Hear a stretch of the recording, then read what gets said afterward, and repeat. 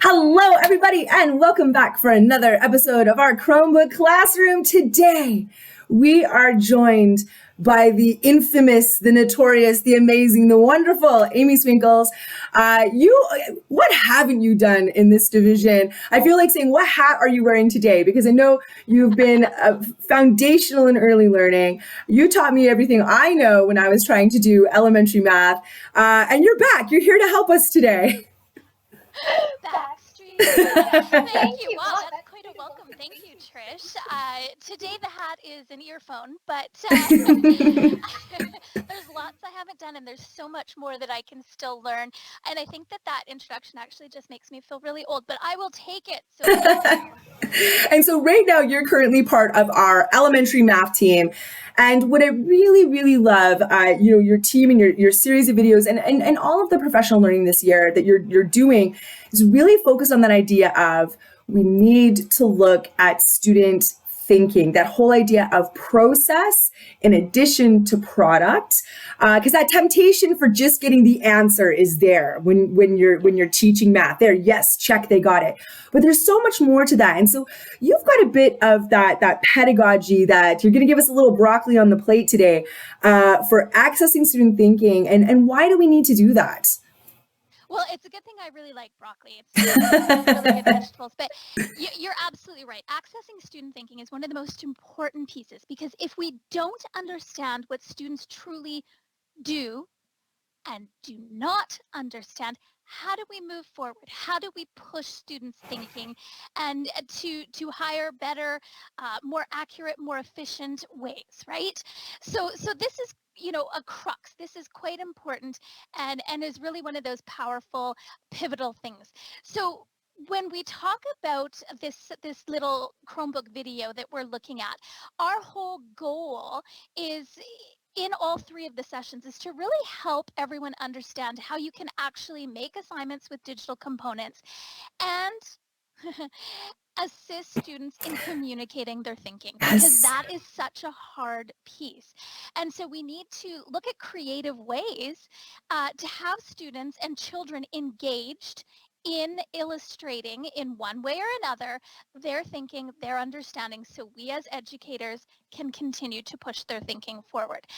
And when we really, really look at what good mathematics teaching really looks like, and I know my colleagues have more than likely shared this as well, we're looking at multiple tasks that are asking students and children to show and explain a variety of representations, and really looking at those representations and their ability to communicate their thinking as evidence of student thinking. So we want to open up as many possibilities as we can for students to really show what they know, what they can do, what they truly understand, so that we can push thinking further. Oh, that's awesome. I love that because, I feel like when I was a kid and I was in school, the show your work, show your work, show your work. And I think maybe if I could have known now, right? It's like, well, I get what they're trying to do. They want to know how you got the answer. But instead of just that algorithmic, repetition, this really is about bringing to life what would be mental mathematics, but showcasing that in a very visual way, right? That 100%. And I mean, we know, and research really clearly shows that there's always going to be a portion of students who are never able to just memorize their basic facts.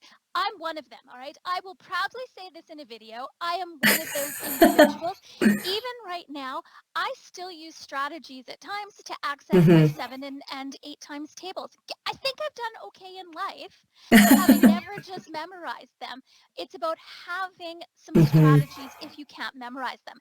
And so when we talk about mental mathematics, which is a really important piece, particularly when we are talking about basic facts instruction and moving past just basic facts instruction, we're really looking to develop 3 things within students and children, and that is accuracy, efficiency, and flexibility.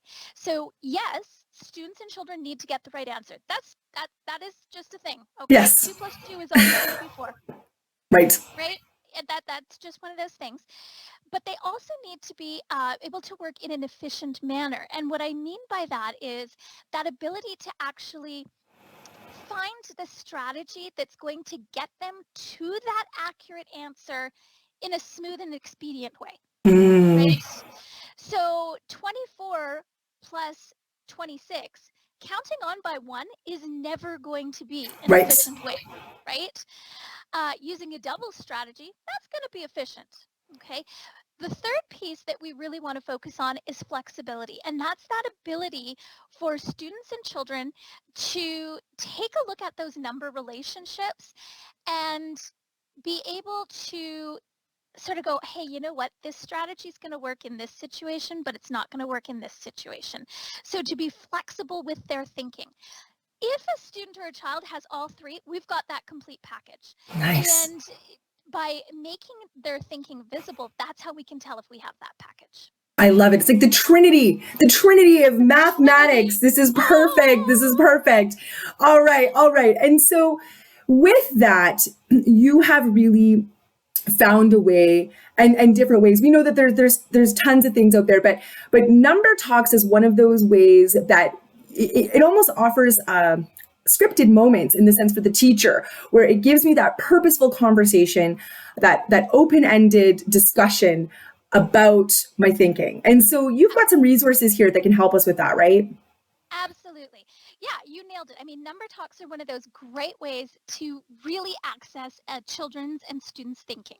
It makes their thinking really clear, and it has that added benefit of pushing other students and other children's thinking, right, to strategies that they may not already know and use. And one of the top resources that, we have been using within Edmonton Catholic Schools to support Number Talks is the book Number Talks by Sherry Parrish. It's a fantastic book, super easy to read, provides lots of examples.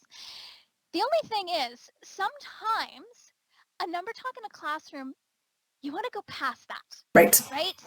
And so what I wanted to share today was the possibility of using a Flipgrid as a way to access students' thinking in a bit of a different way. So it's still working with this idea of a number talk, but accessing children's thinking and students' thinking differently. And what I mean by that is it's incredibly simple, and I'm just going to go to Flipgrid right here. I mean, love this. When you look at Flipgrid, Trish, you know as well as I do, it's incredibly simple. It's tied with all of our Google accounts, right? Absolutely. It's Google and Microsoft. And so that's what's really cool is Microsoft for Education bought it and now offers it for free to every educator. It really was one of those things when this tool came out, teachers took it by storm, and now it's part of our educational suite. But yes, when students are on Chromebooks, when teachers are on these teacher Chromebooks, you just click sign in with Google and you've got access to everything. Like, it is so crazy simple. I mean, how easy is that? And I mean, this is just one tool, right? Yeah. One tool. And I think that's the key phrase, but it's a tool that we can easily use with our Chromebooks. So you saw, I just signed into my Flipgrid account. You can tell I use it. But what I did, just as an example to show how we can use this for a number talk, for accessing student thinking, is I've actually just created a topic. I'm excited for this. I think this is kind of fun, but what I have here is I've created the topic of how's my thinking. Okay. And I've made this a post. I don't know what the correct Flipgrid term is. Yes, absolutely. You've made a grid. You've made a grid, Amy. Made a grid. Yes, I love this. And with this idea, this is kind of flipping the idea of a number talk kind of on its head a little bit. Okay. In that I filmed myself as the educator doing the number talk. Oh. Right? And what I'm asking and what I'm eliciting from the students and from the children instead is I'm asking them to watch that number talk that I've given and to think about my thinking. And as you can see there, ask, did I make mistakes? So I could easily have made some mistakes in here. And what way would you solve this? So do you have a better way? So for example, is it okay if I show my video? I'm sitting here excited. I'm like this. I feel like I should have had some music, some type of like Oscar, you know how they show the clip at the beginning of award shows. I love this, Amy, because you're modeling what you want the students to be able to do. What is a safe way for them to experience this? Because to just say to a child, hey, go do a number talk. Hey, record yourself. they don't, we can't just throw digital tools in front of students and expect them to know what to do. And so the fact that you've created one, we got to see this thing, press play, we're popping the popcorn. Here we go. To solve the question 154 plus 48, I decided first to break the 48 into 4 groups of 10 and 8 ones. So I started my number line with 154, and I made 4 giant jumps of 10. So that took me from 154 to 164, 174, 184, 194. Then I had 8 jumps of 1 to take.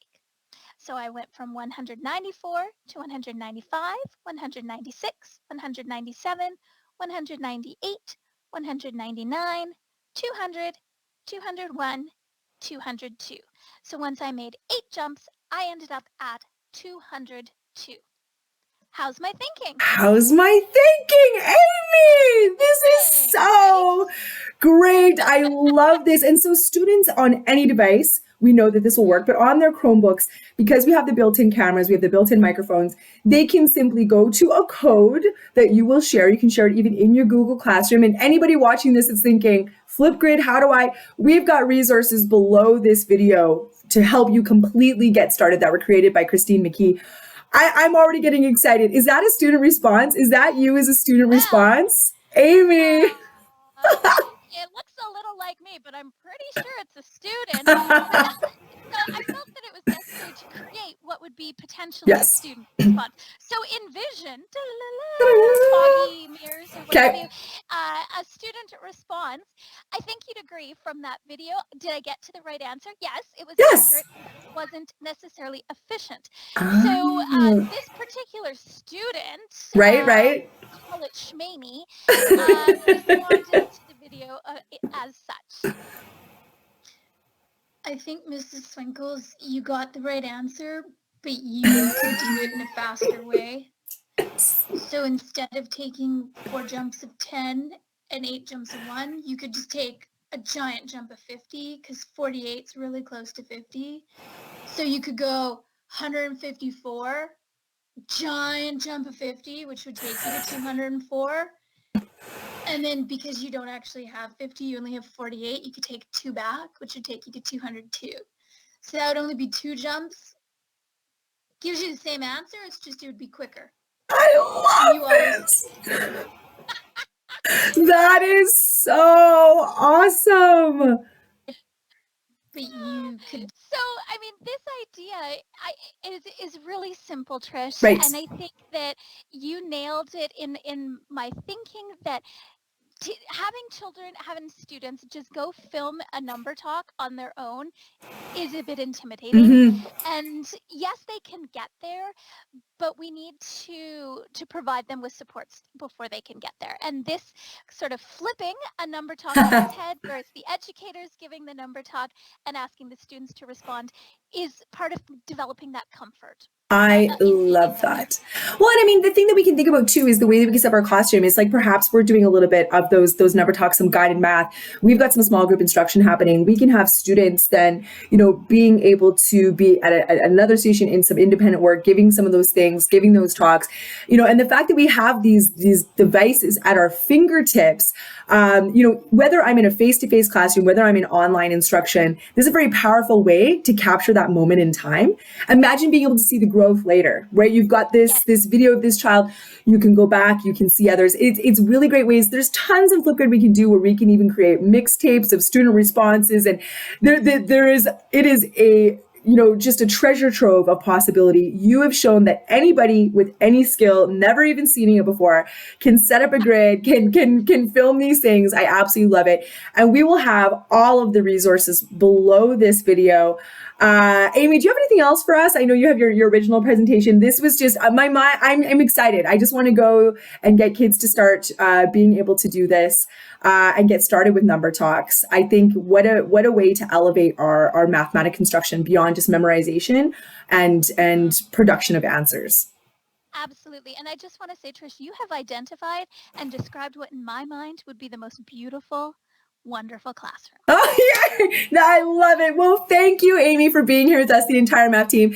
If you have questions about getting started with number talks, any other different types of mathematical support that you need, please feel free to reach out to the elementary mathematics team. Technical support, absolutely contact MTech, myself, Christine McKee. But thank you for watching. And Amy, we gotta do this again. You're just way too much fun. I love this. We'll see what job you have next. Okay. Thanks, Trish. Bye, everybody.